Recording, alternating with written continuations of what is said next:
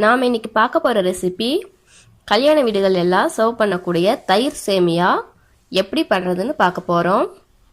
ரெசிபியை கடைசி வரைக்கும் ஸ்கிப் பண்ணாமல் பாருங்கள். இதை நீங்கள் பிரேக்ஃபாஸ்ட்டுக்கு டின்னருக்கெல்லாம் ரெடி பண்ணலாம்.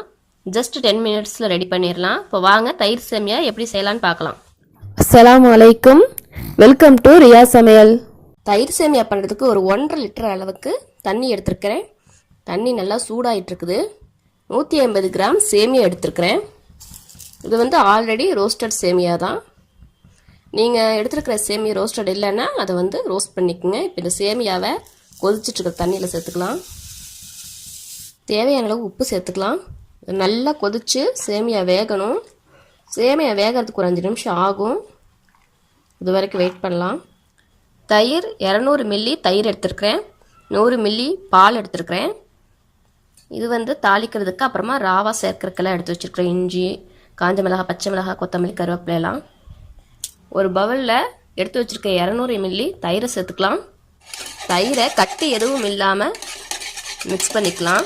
இல்லைன்னா அங்கங்கே தயிர் கட்டி கட்டியாக இருக்கும். 100 மில்லி பால் சேர்த்துக்கலாம். பச்சை மிளகாயை சேர்த்துக்கலாம். அப்புறமா கொத்தமல்லியும் சேர்த்துக்கலாம். உப்பும் சேர்த்துக்கலாம்.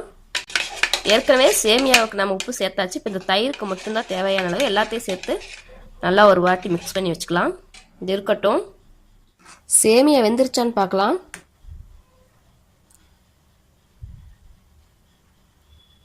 சேமியா வெந்துருச்சு. ஸோ ஸ்டவ் ஆஃப் பண்ணிடலாம்.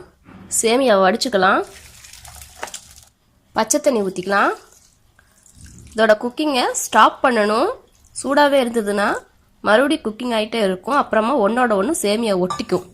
அதனால் பச்சை தண்ணியை ஊற்றி இதோட குக்கிங்கை ஸ்டாப் பண்ணணும். சேமியா நல்லா ஆறட்டும். ஆறினதுக்கப்புறமா இதை தயிரில் சேர்த்துக்கலாம். சேமியாவை இந்த தயிரில் மிக்ஸ் பண்ணிக்கலாம்.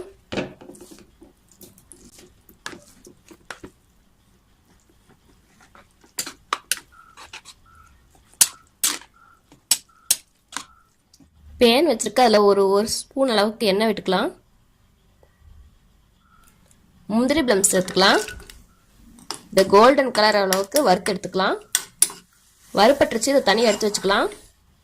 மறுபடியும் அதே பேனில் கடுகு, உளுத்தம்பருப்பு, அப்புறமா கடலைப்பருப்பு எடுத்துருக்கிறேன், சேர்த்துக்கலாம். கொஞ்சம் பொரியட்டும். 1/2 இன்ச் அளவுக்கு இஞ்சியை தட்டி வச்சுருக்கிறேன். அந்த இஞ்சி இதில் சேர்த்துக்கலாம். காஞ்ச மிளகாய் சேர்த்துக்கலாம். கருவேப்பிலை சேர்த்துக்கலாம். வதக்கியாச்சு. ஸ்டவ் ஆஃப் பண்ணிடலாம். தாளித்து வச்சுருக்கிறத இதில் சேர்த்துக்கலாம். வறுத்து வச்சுருக்கேன் இந்த முந்திரி பழம்ஸையும் சேர்த்துக்கலாம். மாதுளம்பழம் முத்து எடுத்து வச்சுருக்கிறேன், அதையும் இதில் சேர்த்துக்கலாம். எல்லாத்தையும் சேர்த்து நல்லா மிக்ஸ் பண்ணி விட்டுறலாம். இதை அப்படியே சாப்பிட்டாலும் சாப்பிட்லாம். ஃப்ரிட்ஜில் வச்சு கொஞ்சம் கூல் பண்ணிவிட்டு சாப்பிட்டாலும் சாப்பிட்லாம். ரெண்டுமே நல்லா டேஸ்ட்டாக தான் இருக்கும். டேஸ்டியான தயிர் சேமியா ரெடி. நீங்களும் உங்கள் வீட்டில் ட்ரை பண்ணி பாருங்கள். இந்த வீடியோ உங்களுக்கு பிடிச்சிருந்துச்சுன்னா லைக் பண்ணுங்கள், ஷேர் பண்ணுங்கள். மறக்காமல் எங்கள் சேனலை சப்ஸ்கிரைப் பண்ணுங்கள். தேங்க்ஸ் ஃபார் யுவர் வாட்சிங்.